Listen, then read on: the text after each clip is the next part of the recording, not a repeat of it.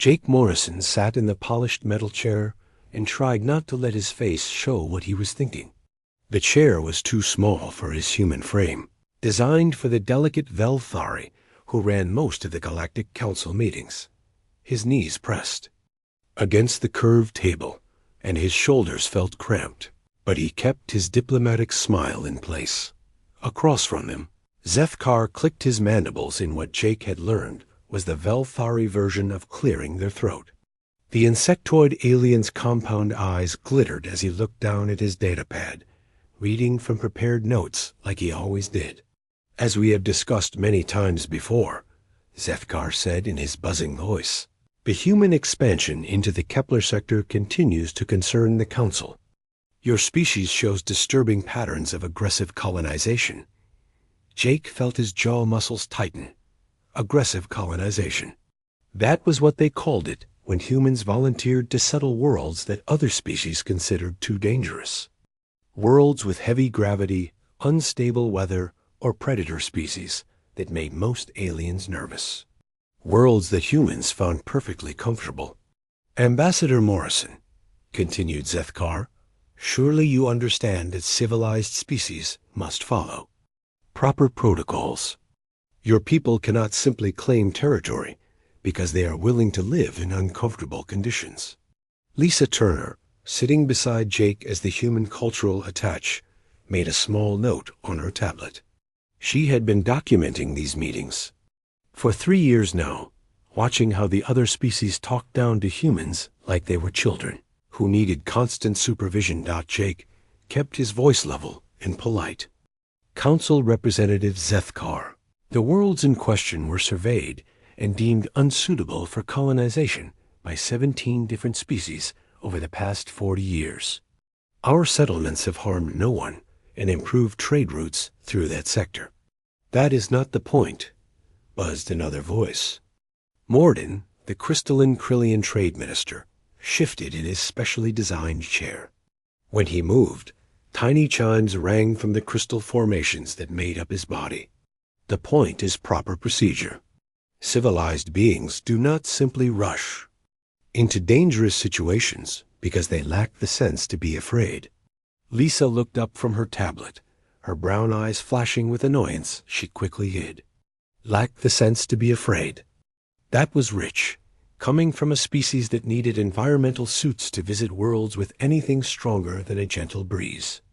Jake had heard this same lecture dozens of times over the past 15 years since humanity made first contact. Always the same message. Humans were too reckless, too emotional, too quick to act. They needed to learn proper civilized behavior from their galactic betters.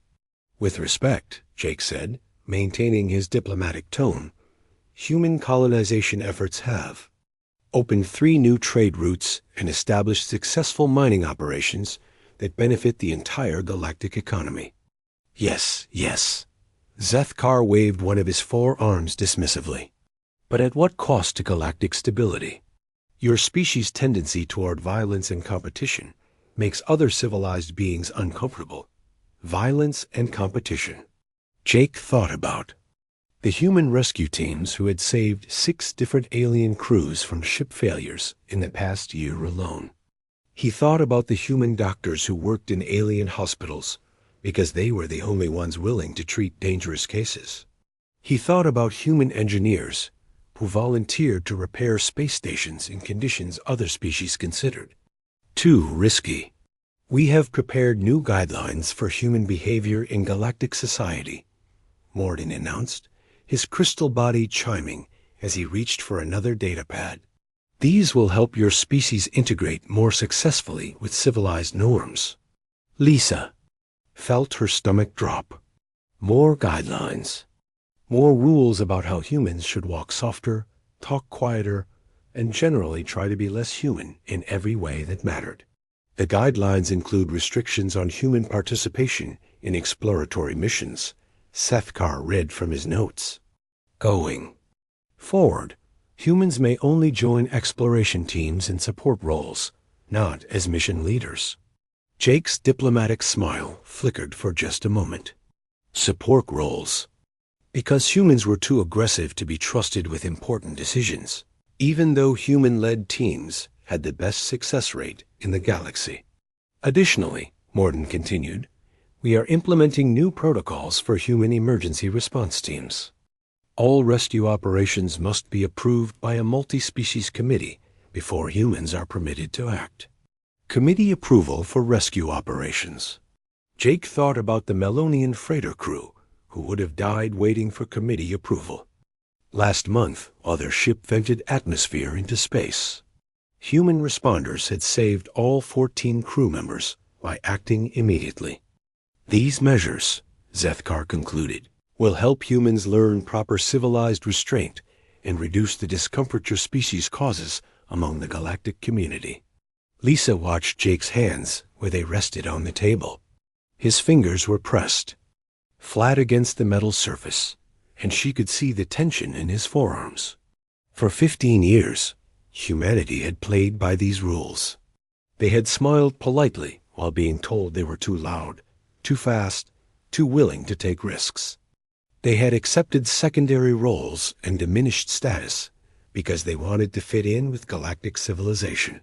The vote will proceed as scheduled, Zethkar announced. All in favor of implementing the new human behavioral guidelines? One by one, the alien representatives voted. The Velthari delegation voted yes. The Krillians voted yes. The Zephyrians, the Melonians, the Andromedans all voted yes. Some looked apologetic, but they voted yes anyway. The motion passes, Zethkar declared with satisfaction. Humans will be notified of the new restrictions immediately. Jake Morrison stood up from his too small chair. He was a big man, even by human standards, and when he rose to his full height, he towered over every alien. In the room, his shadow fell across the polished table, and for the first time in 15 years of diplomatic meetings, the chamber fell completely silent. Lisa held her breath. She had seen that look on Jake's face before, back when he was Colonel Morrison of the Marine Corps, before he became Ambassador Morrison of the Diplomatic Service. It was the look he got right before he stopped playing games. Jake reached up and loosened his tie, the blue silk sliding free from the perfect diplomatic knot he had worn to every council meeting for 3 years. He looked around the chamber, at all the alien faces staring up at him, and his diplomatic smile disappeared completely. You know what? Jake said in a voice that carried to every corner of the chamber. We're done pretending. The silence stretched for several heartbeats. Then Zethkar found his voice. Ambassador Morrison, please return to your seat. This outburst is exactly the kind of uncivilized behavior we are trying to address. Jake pulled out his communication device and activated the emergency frequency. That connected him directly to every human ship and station in the galaxy. When he spoke, his voice went out to millions of humans who had been waiting 15 years to hear these words.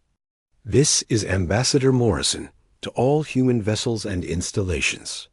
Effective immediately, cultural compliance protocols are suspended. I repeat, compliance protocols are suspended. He looked directly at Zethkar as he continued. Time to stop, pretending to be something we're not. Lisa felt a grin spread across her face as chaos erupted in the council chamber. For the first time since joining the galactic community, humanity was about to be itself. Captain Amy Carter was drinking coffee in her ready room when the message came through. Real Earth coffee, not the synthetic stuff they served on most galactic stations. She had been reading reports about mineral surveys in the Outer Rim when her communication officer's voice crackled over the intercom. Captain, priority message from Ambassador Morrison coming in on emergency channels. Amy set down her mug and activated the main screen. Jake Morrison's face appeared, and she could see the determination in his eyes even across the light years. Between them, this is Ambassador Morrison to all human vessels and installations. Effective immediately, cultural compliance protocols are suspended. I repeat, compliance protocols are suspended. Time to stop pretending to be something we're not. Amy felt a slow smile spread across her face. She had been captain of the mining vessel Ironclad for 8 years, and for every one of those years, she had followed the careful rules about how humans should behave around aliens. Speak softly. Move slowly. Don't volunteer for dangerous jobs. Let other species take the lead. Always ask permission before acting. She pressed the intercom button. Tony, get up here. You need to hear this. Tony. Rodriguez arrived in the ready room, still wiping grease from his hands. The chief engineer had been working in the machine shop, probably building something that wasn't in any official manual. Tony used to be a Navy SEAL before he became a spaceship engineer, and Amy had always thought his talents were wasted on routine maintenance work. What's going on, Captain? Tony asked, settling into the chair across from her desk. Amy replayed the message. Tony's grin got wider with every word. About damn time, he said when it finished. So what's our first move? Before Amy could answer, the ship's alarm system activated. Not the general alert that meant routine problems, but the emergency signal. That meant someone was in serious trouble. Captain Carter to the bridge, came the voice of her communications officer, Kelly Andrews. We're receiving a distress call from a Melonian passenger liner. They're caught in the Draken asteroid field. Amy and Tony rushed to the bridge. The main screen showed a three-dimensional map of the asteroid field, with the Melonian ship marked as a pulsing red dot deep inside the dangerous zone. Report, Amy ordered. Kelly looked up from her console. The ship is the Golden Wings, carrying 437 passengers. Their navigation system failed, and they drifted into the field. They're stuck between two large asteroids and taking damage from smaller debris. What's the response from Galactic Rescue? Amy asked. They estimate 3 days to assemble a proper rescue fleet, Kelly replied. Standard procedure requires a minimum of 6 ships with specialized equipment. Amy stared at the screen. 3 days. The Melonian ship wouldn't last 3 hours in that asteroid field, let alone 3 days. But getting to them would mean flying through a maze of spinning rock that most species considered suicide. Tony stepped up beside her. Captain, the Ironclad was built for asteroid mining. We've got the armor and the precision controls to get through that field. It would be incredibly dangerous, Kelly pointed out. The gaps between asteroids are barely wider than our ship. Amy thought about the old protocols. Under the cultural compliance rules, she should contact the Galactic Rescue Service and offer to assist their operation. She should wait for proper authorization and follow established procedures. She should definitely not risk her ship and crew on a rescue mission that other species considered impossible. She thought about Ambassador Morrison's words. Time to stop pretending to be something we're not. Tony, how long would it take us to reach them? She asked. Tony was already running calculations on his tablet. If we push the engines hard and take the direct route through the field, about 8 hours. The Golden Wings won't last 8 hours, Kelly said quietly. Then we better get moving, Amy replied. She turned to her helm officer. Set course for the Draken field, maximum speed. Captain, Kelly said, shouldn't we notify Galactic Rescue of our intentions? Amy smiled. We'll tell them when we get back with the passengers. The Ironclad launched into hyperspace with Tony already working on modifications to their navigation system. He rerouted power from non-essential systems to give them better precision control, and he adjusted their deflector shields to handle the constant impacts from small debris. 8 hours later, they dropped out of hyperspace at the edge of the asteroid field. Amy had seen a lot of dangerous places in her career, but the Draken field was special. Massive rocks tumbled through space in chaotic patterns, some of them the size of small moons. Between them, smaller asteroids spun and collided in an ever-changing maze of destruction. There, Tony pointed at the main screen.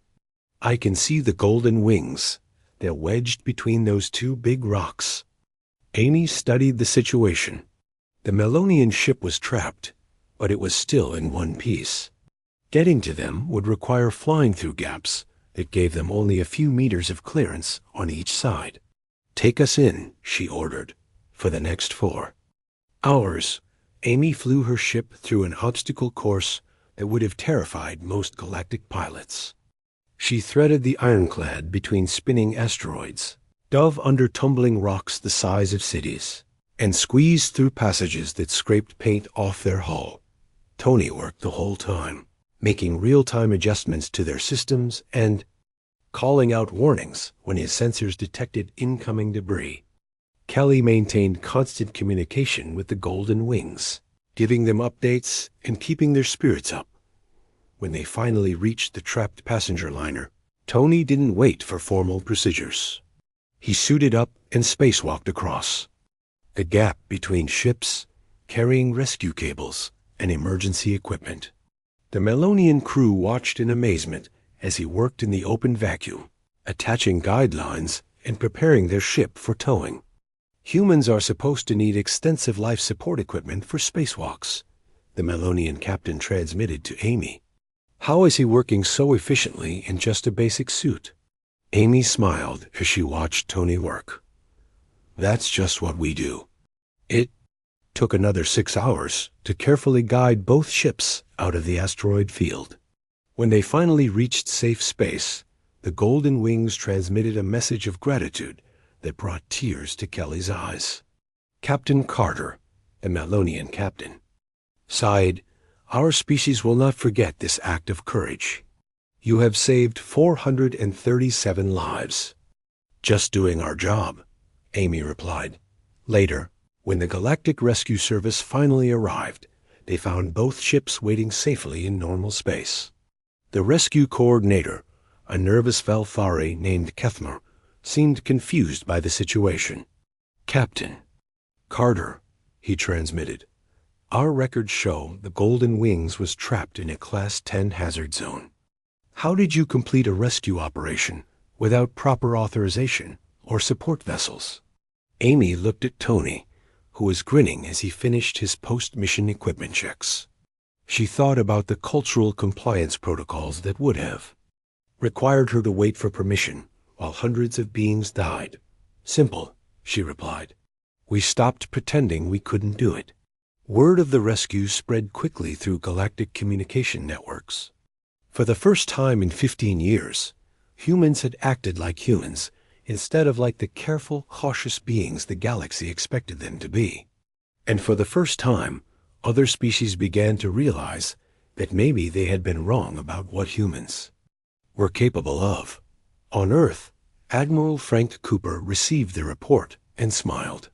He opened a secure channel to all human fleet commanders and sent a simple message: "New operational guidelines will follow shortly.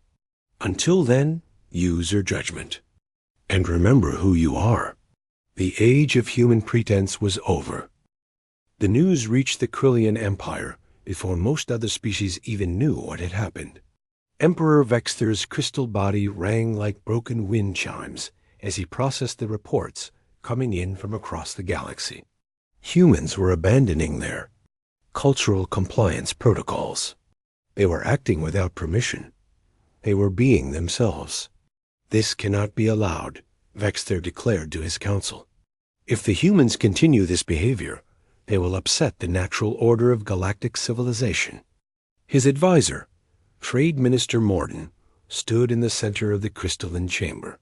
The light from Krillia's twin suns passed through his transparent body, casting rainbow patterns on the walls. "My Emperor," Morden said, "the humans have shown disrespect for proper authority. They must be reminded of their place." "What do you suggest?" Vexther asked. "The trial of worthiness," Morden replied. "It is an ancient rite that allows us to challenge any species that claims equality with their betters. If the humans fail, they will be reduced to client status under Krillian guidance." Vexther considered this. The trial of worthiness had not been used in over 300 years, but it remained part of galactic law. Any species could be challenged to prove their right to equal standing in galactic affairs. The trial has 3 parts, Morden continued. Intellectual prowess, physical capability, and crisis leadership. Most species choose only one area and accept lesser status in the others. The humans are too proud. They will try to do all 3 and fail spectacularly. And if they somehow succeed? Vexter asked. Morden's crystal body chimed with amusement. Impossible, my emperor. They are Deathworlders. Strong, perhaps, but lacking in true intelligence and wisdom. We will give them 30 days to prepare. No species has ever succeeded in all 3 trials with so little time. Meanwhile, on the human diplomatic vessel New Horizon, Colonel Brad Wilson was analyzing the challenge that had just been delivered. Kelly Andrews sat across from him in the briefing room, her communication equipment spread across the table as reports came in from across human space. They really think they can embarrass us with this, Kelly said, reading through the formal challenge document. 30 days to prepare for trials that usually take years of study. What exactly are these trials? Asked Ambassador Steve Parker, who had just arrived from the Centauri diplomatic station. Brad pulled up the historical data on his tablet. The intellectual trial is a complex crisis simulation. Usually involves managing resources, populations, and multiple variables under time pressure. Most species spend months developing theoretical frameworks. The physical trial, Steve asked, obstacle course designed to test the limits of what civilized species can endure. Most participants use environmental suits and assistance equipment. And the leadership trial? Command scenario. Multi-species disaster response with limited resources and conflicting priorities. Kelly looked up from her reports. Brad, I'm seeing something interesting in the historical data. No species has ever volunteered for all 3 trials at once. What do you mean? Steve asked. Most species pick their strongest area and accept reduced status in the others, Brad explained. The Velthari usually choose intellectual prowess and skip the physical trials entirely. The Zephyrians go for physical capability, but avoid crisis leadership. Steve smiled slowly. And the Krillians? Intellectual only, Kelly replied. They've never attempted the physical or leadership trials. General Linda Hayes entered the briefing room at that moment, her uniform crisp despite having just traveled from Earth. She carried a sealed message packet with the official seal of the joint. Chiefs of Staff. Colonel Wilson, she said, handing him the packet. Direct orders from Earth. Brad opened the message and read it silently. His expression shifted from serious to determined to something that might have been anticipation. Well? Steve asked. We're not just accepting their challenge, Brad said. We're raising the stakes. 6 hours later, Jake Morrison stood before the Galactic Council once again. But this time, he was not sitting in a too small chair, being lectured about proper behavior. He stood at the center of the chamber, with representatives from every major species watching him carefully. The Krillian Empire has issued a formal challenge, Jake announced. The trial of worthiness, to determine humanity's right to equal standing in galactic affairs. Murmurs rippled through the chamber. Most species had not expected the humans to even acknowledge the challenge, let alone address it publicly. Humanity accepts this challenge, Jake continued, but we have a counterproposal. The chamber fell silent. Counterproposals were not part of the traditional trial format. The Krillians have offered 3 trials: intellectual prowess, physical capability, and crisis leadership. Humanity accepts all 3. More murmurs. No species had ever attempted all 3 trials simultaneously. Additionally, Jake said, his voice carrying to every corner of the chamber, humanity proposes a 4th trial. Survival under Deathworld. Conditions. The silence that followed was complete. Several alien representatives began frantically checking their translation devices. Certain they had misheard, Emperor Vexther's voice crackled over the communication system from the Krillian. Homeworld. Ambassador Morrison, the trial format has been established for millennia. Additional challenges are not permitted. And we'll make it simple, Jake replied. Humanity stakes our entire galactic standing on these 4 trials. If we fail any single trial, we accept client status under Krillian authority. If we succeed in all 4, we expect recognition as a senior species with full authority over our affairs. This is unprecedented, buzzed Sethkar. So was suspending our cultural compliance protocols, Jake replied. We're full of surprises. Lisa Turner watched from the diplomatic section as the council erupted into heated discussion. Alien representatives, huddled in their species groups, debating the implications of humanity's proposal. He's brilliant, she murmured to herself. He's turned their attempt to humiliate us into an opportunity to demonstrate what we really are. Ambassador Steve Parker joined Jake at the center of the chamber. The human government has also authorized. And to make this additional statement, he announced, we invite any council member to participate in the survival trial alongside human representatives. We believe it would be educational. The chamber erupted again. The idea of alien council members voluntarily subjecting themselves to Deathworld conditions was unthinkable. Emperor Vexther's communication came through again, his crystal voice tight with anger. Very well. Humanity has 30 days to prepare. For all 4 trials, we will arrange for neutral observers from every major species. Excellent, Jake replied. We look forward to showing the galaxy what human civilization actually looks like. As the session ended and the various species representatives filed out, Lisa approached Jake with her tablet full of notes.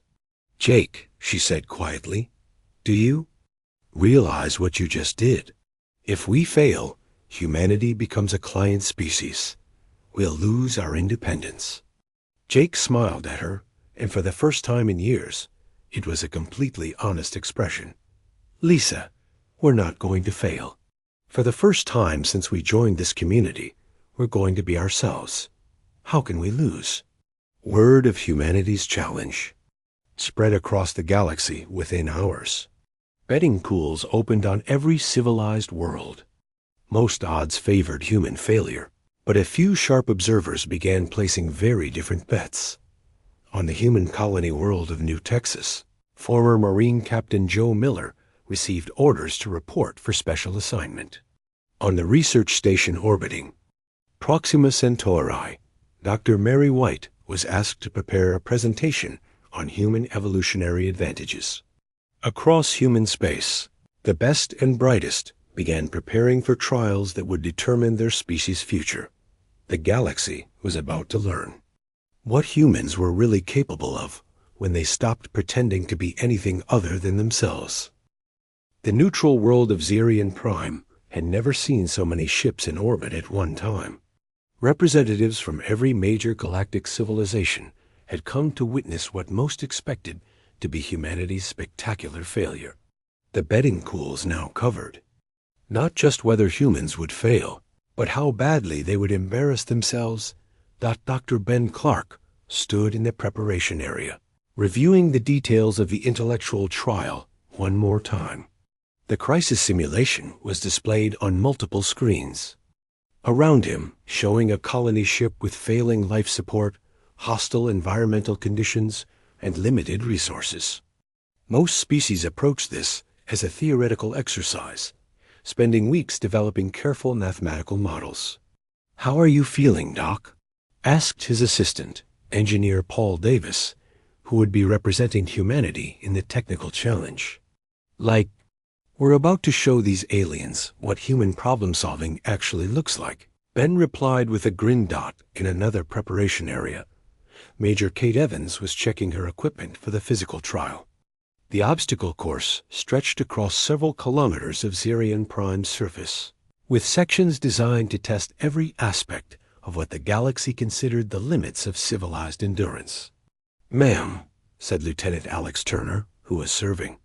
As her technical support, the course record is held by a Zephyrian who completed it in 14 hours using full environmental support. Kate looked at the course layout and shrugged. 14 hours? I was planning to be done in time for lunch. Commander Nick Johnson was in the command center, studying the crisis leadership scenario. He would be given control of a simulated disaster. Response involving multiple species, limited resources, and competing priorities. Previous participants had focused on building consensus and following diplomatic protocols. "Commander," said Captain Roy Baker, who was coordinating human logistics, "the historical data shows most leaders spend the first several hours just establishing communication protocols with all the different species involved." Nick smiled. "That's because they're thinking like diplomats instead of like commanders. Sometimes you don't have time for everyone to feel good about the chain of command." But it was the fourth trial that had the galaxy's attention. The survival challenge would take place on Zirion's barely habitable moon, with conditions that most species would consider lethal. Lisa Turner had volunteered for this trial, much to everyone's surprise. "Lisa," Jake Morrison said as he found her in the equipment bay, "you don't have to do this. We could send one of our military specialists." Lisa looked up from the basic survival kit she was checking. "Jake, I'm an anthropologist. I've spent years studying how humans adapt to extreme environments. Besides," she smiled, "someone needs to document this properly." The trials began at dawn. Representatives from dozens of species gathered in observation areas, with live feeds broadcasting to billions of beings across the galaxy. Emperor Vexthur himself had come to Zarian Prime, his crystal body glittering in the morning light. As he took his place in the VIP section, the intellectual trial started first. Dr. Ben Clark and his team were given access to the colony ship simulation and told they had 24 hours to solve the crisis. The scenario involved 15,000 colonists, whose ship had suffered multiple system failures while approaching a hostile planet. Most species would have started by forming committees and conducting lengthy analysis sessions. Ben looked at the problem for exactly 10 minutes, then turned to his team. "Okay, here's what we're dealing with," he said. "Life support is failing, but we can extend it by rerouting power from non-essential systems. The navigation is damaged, but we can use the planet's magnetic field for manual guidance. Food supplies are low, but we can stretch them by implementing emergency rationing." His team got to work immediately. While other species would have spent hours debating theoretical approaches, the humans treated it like a real emergency. They worked for 18 straight hours, creating not just a solution to the primary crisis, but backup plans for 17 different potential complications.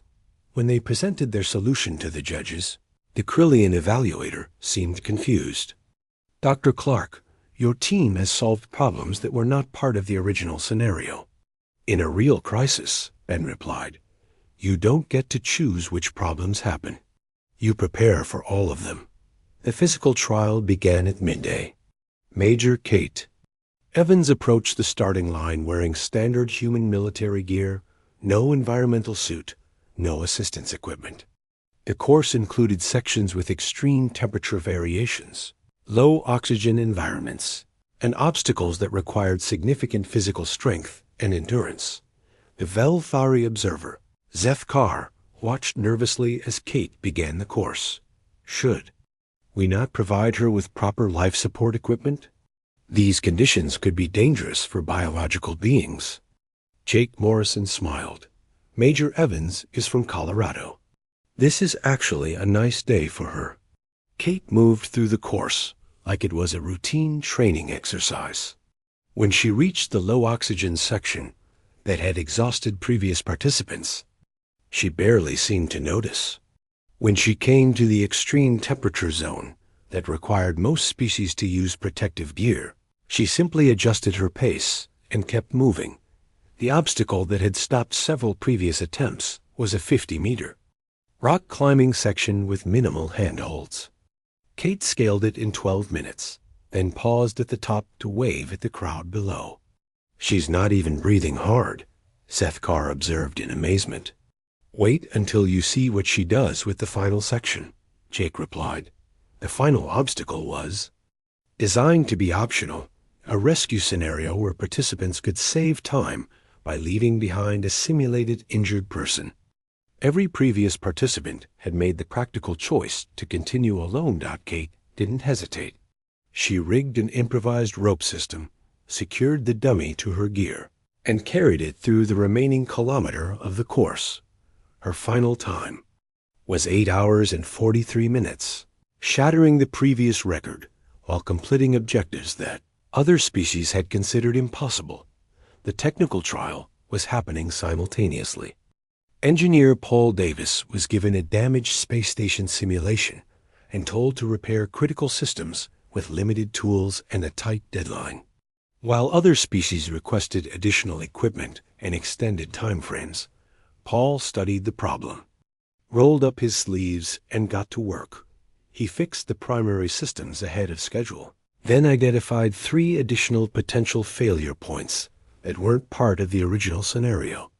When the judges asked why he had done extra work, Paul shrugged. "Because if this was a real station with real people depending on it, you'd want those problems fixed too." The crisis leadership trial presented Commander Johnson with a disaster scenario involving multiple species, conflicting priorities, and limited resources. Previous participants had spent hours trying to build consensus among representatives who barely understood each other. Nick took one look at the situation and immediately established a clear command structure based on capability, rather than politics.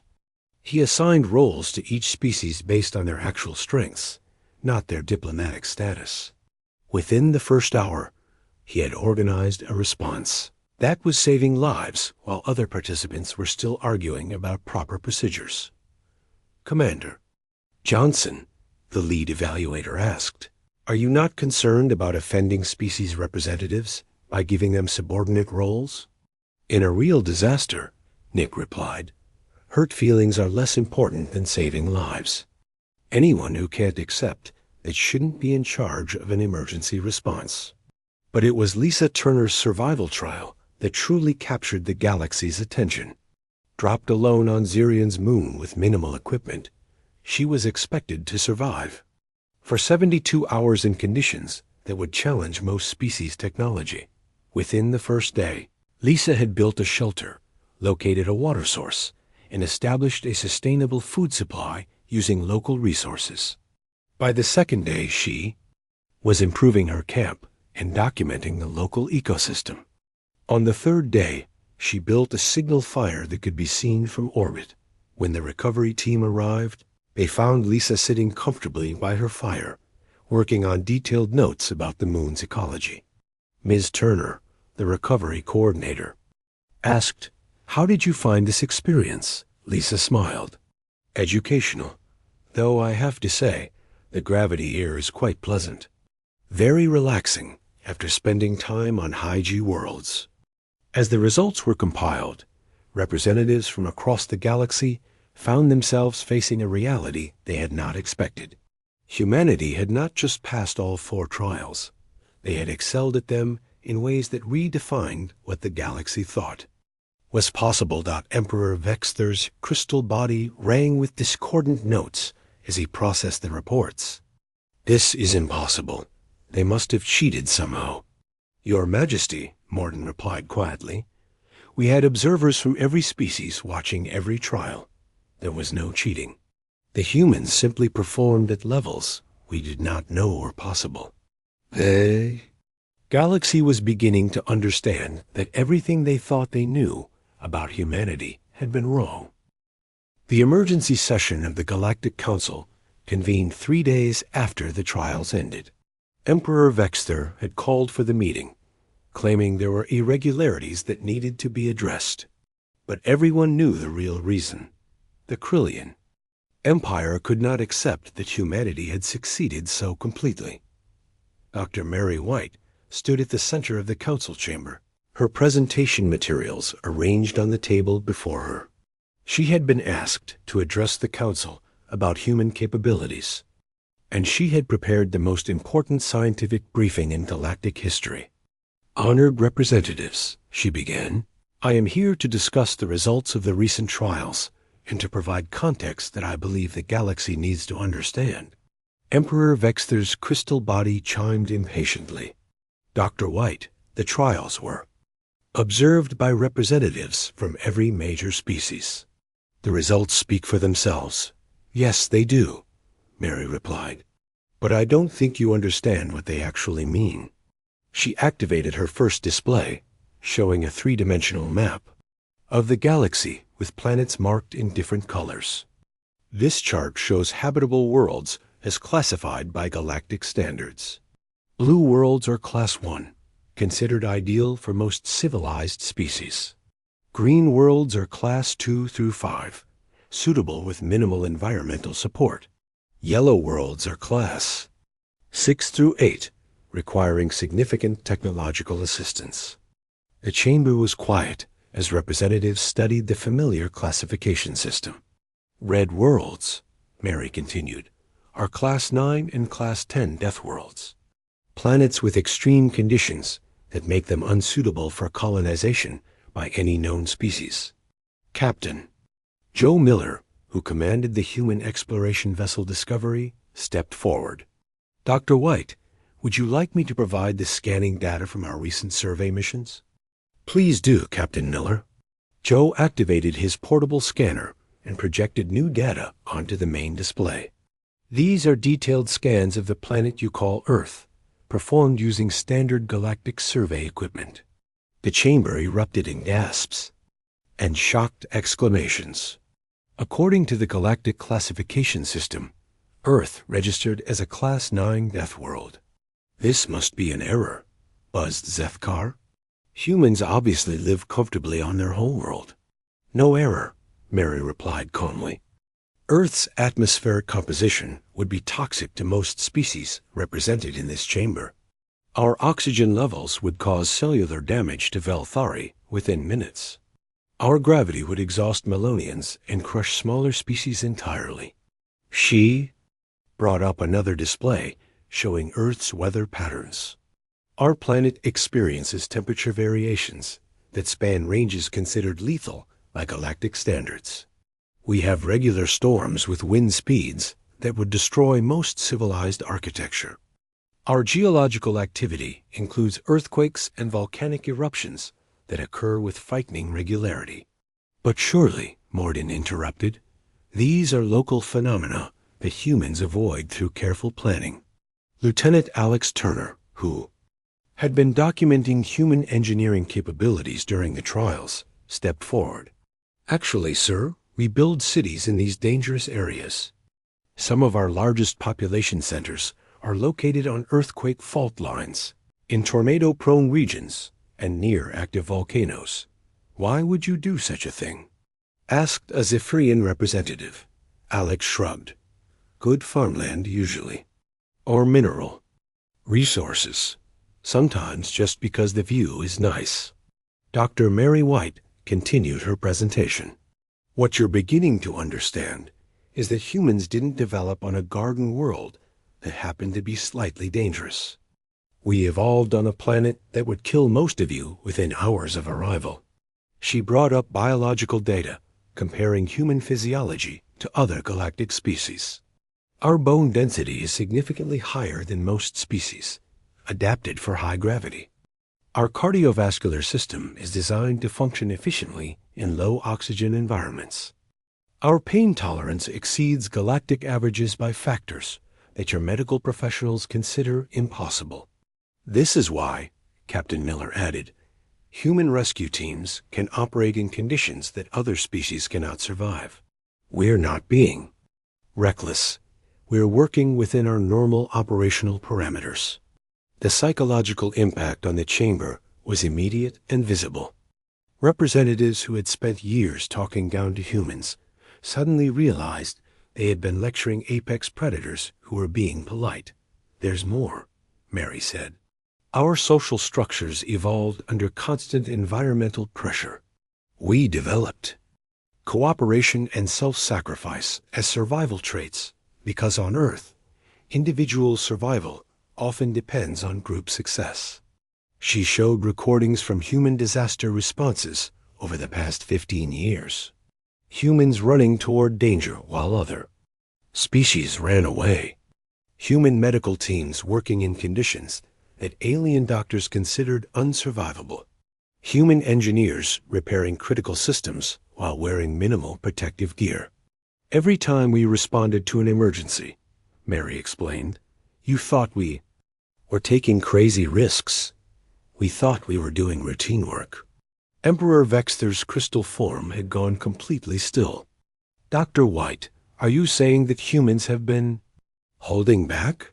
"Not just holding back," Lisa Turner said as she joined the presentation.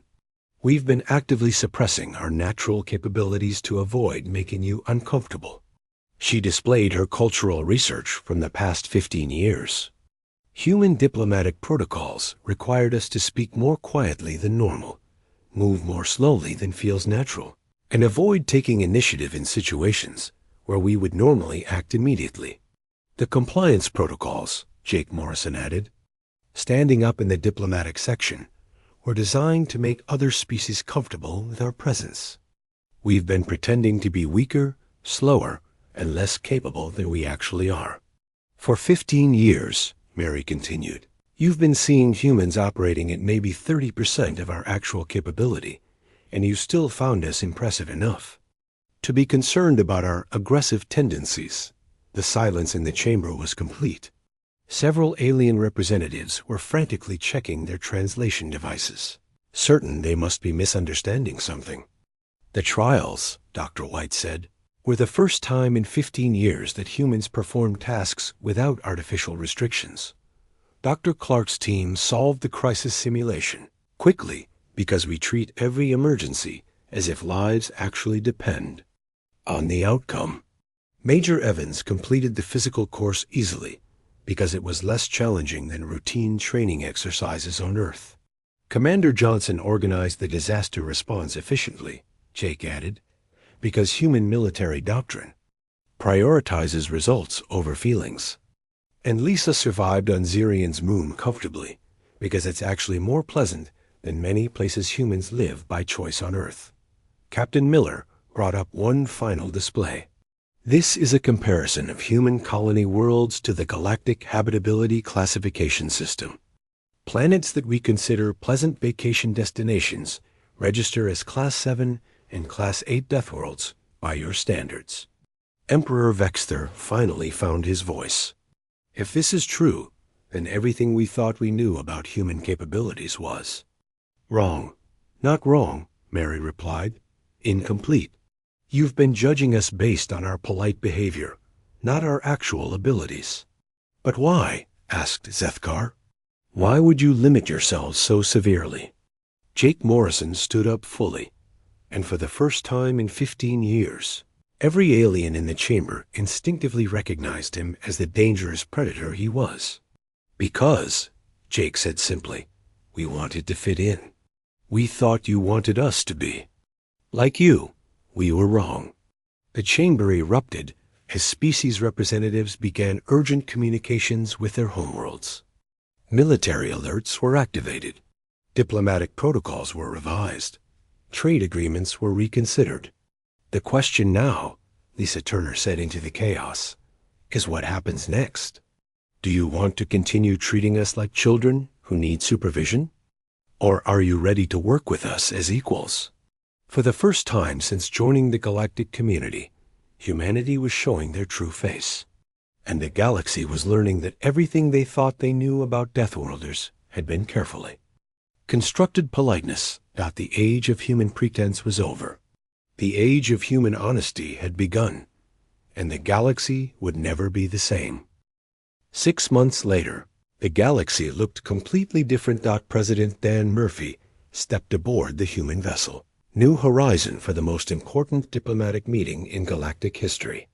This was not the same ship that had carried human diplomats to their first council sessions 15 years ago. The New Horizon was larger, more advanced, and designed without the careful compromises that had made earlier. Human ships seemed less threatening to alien sensibilities. Captain Roy Baker met the president at the airlock. "Sir, the delegates are already arriving. We've got representatives from 43 species requesting permission to come aboard." Dan smiled. Requesting permission? That's new. It was new. For the first time since joining the galactic community, humans were not asking to attend someone else's meeting. They were hosting their own, and other species were asking to be included. General Sam Peterson walked beside the side president as they made their way to the main conference room. "Sir, intelligence reports indicate that 17 species have upgraded their military readiness levels since the trials. They're not preparing for war, but they're definitely reconsidering their strategic positions." "Can't blame them," Dan replied. "If I found out a species I'd been treating like junior partners were actually apex predators who'd been holding back, I'd want to reconsider my position too." Dr. Kim Anderson was waiting in the conference room, her staff busy preparing for the polling session that would establish humanity's new role in galactic affairs. The room itself was different from the usual council chambers. Instead of the small, delicate furniture designed for species that preferred minimal physical presence, the New Horizons conference room was built to human scale. Aliens attending had been provided with appropriate seating, but there was no mistaking whose ship this was. "Dr. Anderson," President Murphy said as he took his seat at the head of the table, "what's our agenda?"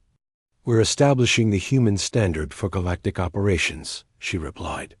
"New protocols for emergency response, exploration missions, and crisis management. The galaxy has requested our leadership in these areas." The irony was not lost on anyone present. 6 months ago, humans had been restricted to support roles and required committee approval for rescue operations. Now, other species were asking humans to take charge of the most dangerous and important missions in galactic space. Jake Morrison entered the room, no longer carrying the title of ambassador. His new position was senior human representative, and unlike his old diplomatic role, this one came with real authority.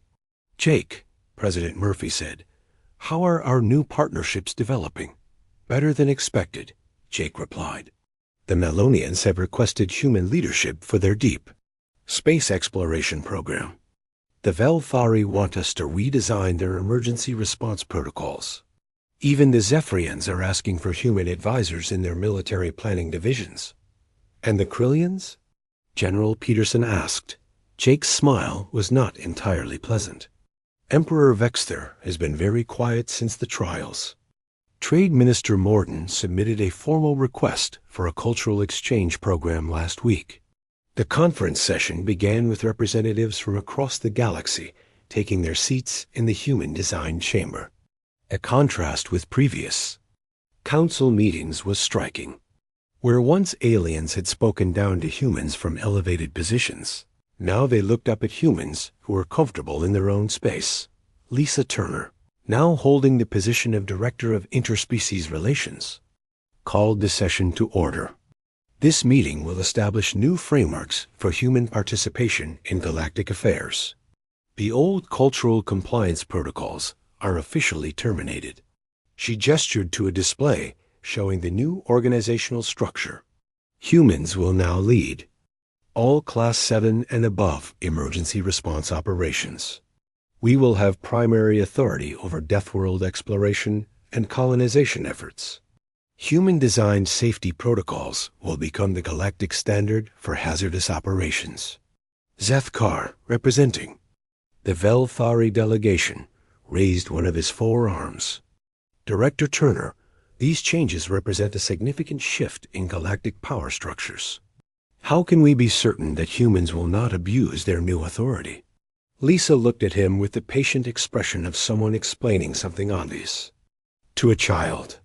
"Representative Zethkar, humans have been capable of abusing our authority For 15 years, we chose not to.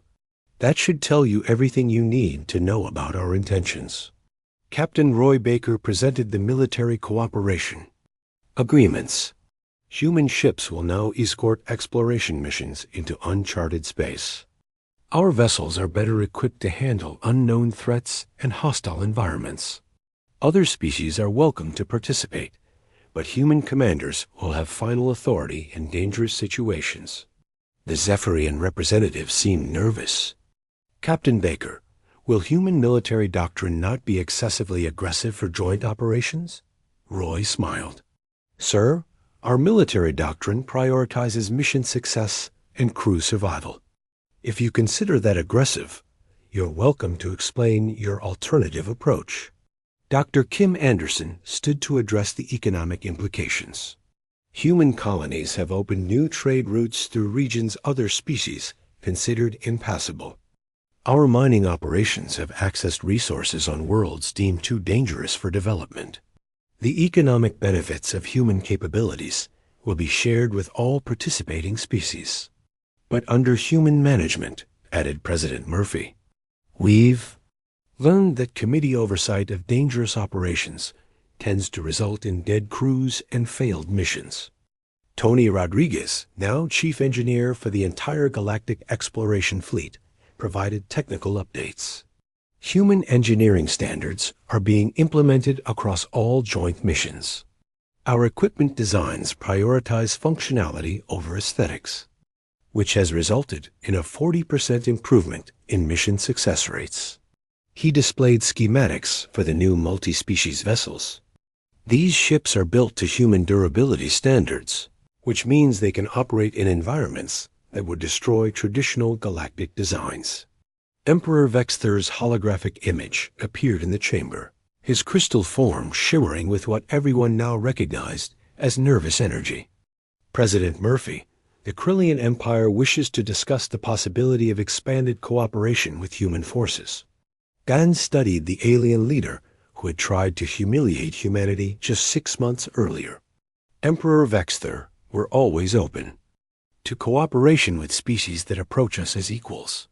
The emphasis on the word equals was not lost on anyone in the chamber. We have prepared a new treaty framework, Dr. Anderson announced, based on mutual respect and recognition of human capabilities. Species that sign these agreements will have full access to human assistance and protection. Those that prefer. The old arrangements are welcome to continue managing their affairs independently. The speed with which species began requesting the new treaties was remarkable. Within hours of the session's conclusion, 38 different governments had submitted formal applications for expanded cooperation with humanity. Lisa Turner found herself standing in the observation deck of the New Horizon later that evening, watching the lights of dozens of alien ships in orbit around Zarian Prime. All of them were there because they wanted something from humanity: protection, partnership, or simply the confidence that came with having humans on their side. Jake Morrison joined her at the viewport. So how does it feel to be the scary species everyone wants to befriend? Lisa laughed. Honestly, it feels like being ourselves for the first time in 15 years. Any regrets about dropping the polite act? She considered the question seriously. Jake, we spent 15 years trying to be what they wanted us to be. Turns out, what they really needed was for us to be what we actually are. Rick Stone's voice came over the ship's communication system. All hands, prepare for departure.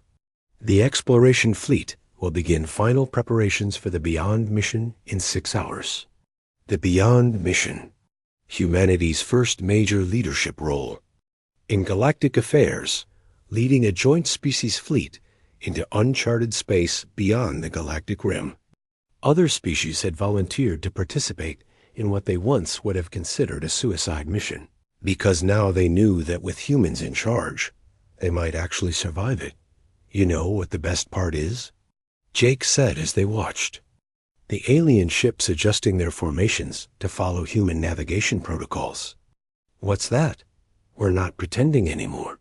This is just who we are. And it turns out The galaxy needs people like us. Tony Rodriguez's voice joined them over the intercom from the engine room. Captain Baker, all ships report ready for hyperspace. Jump. Fleet is standing by for human command authorization. Lisa smiled as she watched the greatest exploration fleet in galactic history prepare to venture into the unknown under human leadership. The galaxy asked us to be civilized. We showed them what human civilization looks like. The fleet jumped to hyperspace, carrying representatives of dozens of species into dangers that only humans would have dared to face alone. But they weren't alone anymore. They were together, following human leadership into whatever lay beyond the edge of known space. For the first time in galactic history, civilization was expanding not through careful committee planning and risk avoidance, but through human courage and determination. The age of pretense was over. The age of honest cooperation had begun, and the galaxy was finally ready for what came next.